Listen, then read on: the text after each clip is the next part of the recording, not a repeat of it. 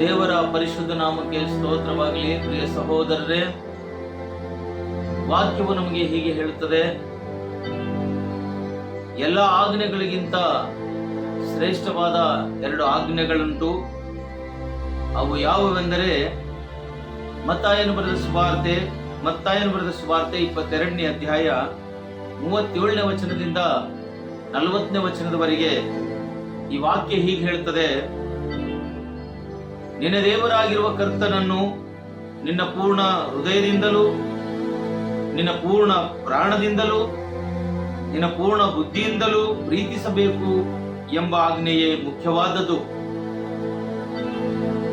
ಮತ್ತು ಮೊದಲನೆಯದು.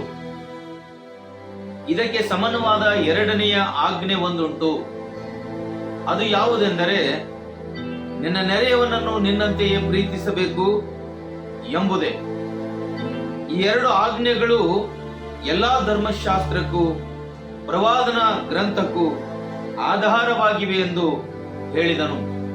ದೇವರು ಕೊಟ್ಟಿರುವಂತಹ ಈ ವಾಕ್ಯ ಭಾಗವನ್ನ ನಿಮ್ಮೆಲ್ಲರ ಆತ್ಮಿಕ ಜೀವಿತಕ್ಕಾಗಿ ಆಶೀರ್ವಾದ ಮಾಡಲಿ ಎಂಬುದಾಗಿ ಹಾರೈಸುತ್ತೇನೆ.